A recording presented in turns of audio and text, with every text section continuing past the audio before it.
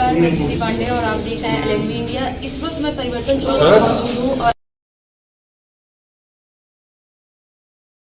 लोगों से बात करेंगे, जानेंगे कि ये फंक्शन आज पहली बार चल रहा है या लगातार चलता आया है। महिलाओं को लेकर उनके मन। नमस्कार, मैं रीता सिंह, अध्यक्ष सरल केयर फाउंडेशन। जी, अंतर्राष्ट्रीय महिला हिंसा उन्मूलन दिवस पे आप कुछ कहना चाहती हैं महिलाओं से? जी, आज हम लोग अंतर्राष्ट्रीय महिला दिवस उन्मूलन के अवसर पर महिला हिंसा पर होने वाले जो उनके साथ ऐसा दुर्व्यवहार होता है, हिंसाएं होती है, उसी पे एक परिचर्चा रखी गई है, प्रेस क्लब में है। जिससे महिलाओं के प्रति जो मतलब घरेलू हिंसा हुआ, लिंग भेद वाला हिंसा हुआ या समाज में होने वाले उनके साथ जो दुर्व्यवहार होते हैं, हिंसाएं होती हैं, उसके प्रति सेमिनार रखा गया है कि जिससे वो अपनी बातें कहें कि हिंसा तक आप बातें क्यों पहुंचने देती हैं। इसके पहले भी आप उसको रोका जा सकता है। समाज से जुड़ी बहुत सारी चीजें वो जो हिंसा के लेवल में होता है, उसी पे सारी पर चर्चाएं होंगी। आपने कहा समाज से जुड़ी बहुत सी ऐसी चीजें, तो आप अभी श्रद्धा केस को सुना होगा आपने, श्रद्धा और अफ्ताब के केस को, उस पे आप क्या कहना चाहती हैं? आप उसको गर्ल्स या महिलाओं को क्या कहना नहीं, चाहती नहीं, उस पे ये कहेंगे कि श्रद्धा पे जो केस हुआ वो तो बहुत ही घिनौना हुआ, बहुत ही दर्दनाक हुआ। लेकिन उनको भी थोड़ा अपने पेरेंट्स का या अपने माता-पिता की उनके ध्यान में रख के उनको करना चाहिए था। तो वहाँ तक के बातें पहुँचने ही नहीं देना चाहिए था श्रद्धा को। उसके साथ उस लड़की के साथ जो भी हुआ बहुत बड़ा अत्याचार हुआ, बहुत ही बड़ा है।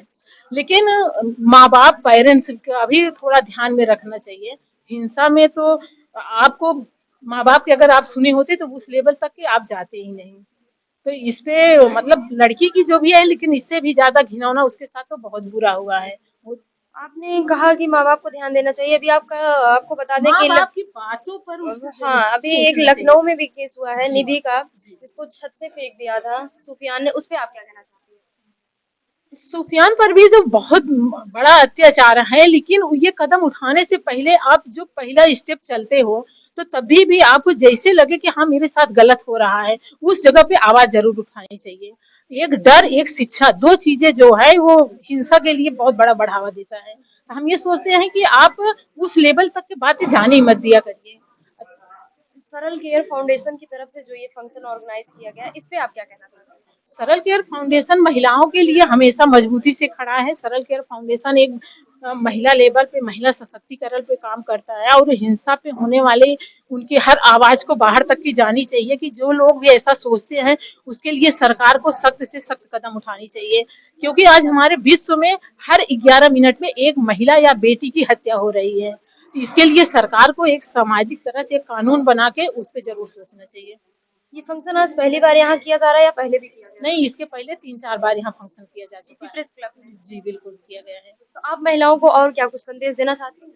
महिलाओं को उनको बेटियों को अपने ज़्यादा से ज़्यादा शिक्षित बनाइए, अपना डर अंदर से हटाइए, अपनी बातें जब आपको लगे कि मेरी बातें मुझे मेरे साथ गलत हो रहा है, उसके पहले अपने पेरेंट्स से शेयर करिए या जो भी आपके आस-पास हैं या आपके वेल विशर हैं या आपके दोस्त हैं, उनसे ज़रूर शेयर करिए कि हाँ, हमारे साथ गलत हो रहा है या हमें मतलब उसके आगे आपका क्या प्रोसेस है, वहाँ पर ज़रूर आवाज़ उठानी अभी चाहिए। आपने कहा कि आए दिन लड़कियों को, एक लड़की की हत्या होती है, एक लड़की के साथ गलत होता है। क्या आपको योगी सरकार में ऐसा लगता है कि इसके पहले भी आपको ऐसा लगता है? नहीं, इसके पहले भी बहुत सारे हुए हैं। ऐसा नहीं है कि योगी सरकार में हो रहा है, इसके पहले तो बहुत सारी घटनाएँ हो चुकी हैं। आपको क्या टीपू लगता सर है कि योगी सरकार में महिलाएं सेफ हैं? बिल्कुल सेफ है। महिलाओं अगर के लिए महिलाएं तुरंत एक्शन हो रहा है। महिलाएं अंत का भी अंत होता है। कुछ भी कहाँ अनंत होता है। पतझड़ भी एक घटना है। हर समय कहाँ बसंत होता है। अगर हम कहते हैं कि सरल केयर फाउंडेशन क्या साक्षी हैं खड़े हैं प्रेस क्लब में और यहाँ पर आप देख रहे हैं कि हस्ताक्षर अभियान चल रहा है। पर अगर हम हिंसा की बात करेंगे, हिंसा वो नहीं होती जो कि किसी को मारता है।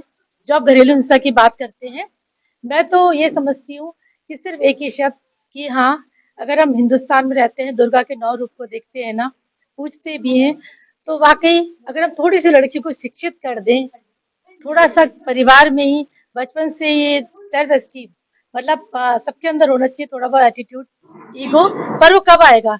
जब अपनी लड़की को ढंग से शिक्षा देंगे। शिक्षित होना बहुत ज़रूरी है, अच्छे संस्कार हम देते नहीं हैं। अगर हम पेरेंट्स हैं, तो जैसे हम बनेंगे, हमारा बच्चा हमको कॉपी करेगा। बस यही कहना चाहती हूँ, इस खूबसूरत सोच के लिए शैलेंद्र सर को और रीता भाभी को, सेल्फ केयर फाउंडेशन को बहुत बहुत बधाई। और सबको पढ़ना लिखना जरूरी है और मिलके आगे बढ़ेंगे आधी आबादी को लेकर, तो शायद ये देश या घर और कोई भी आगे नहीं बढ़ सकता है। जय हिंद, जय भारत। और आपने पूछा था मैं क्या करती हूँ, कैसे कह दूं थक गया हूँ मैं, ना जाने किस किस का हौसला हूँ मैं एसजीपीजीआई में काम करती हूँ और कार्डियोलॉजी लैब में इंचार्ज हूँ। नमस्कार, मेरा नाम रश्मि सिंह है। मैं सामाजिक कार्यकर्ता भी हूँ, साथ-साथ एडवोकेट हूँ, हाई कोर्ट में प्रैक्टिस करती हूँ और महिलाओं को लेके आप क्या कहना चाहते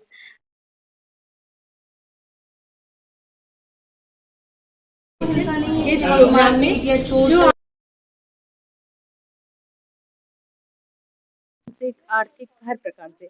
शारीरिक में आ गया कि आपको किसी ने डायरेक्ट मारा, आपको चोट लगी तो। मानसिक में क्या होता है कि आपको प्रताड़ित करना, अरे तुम कितनी मोटी हो, तुम काली हो, तुमने खाना कैसा बनाया, ये जला हुआ है, ये मानसिक कैटेगरी में आता है हिंसा की।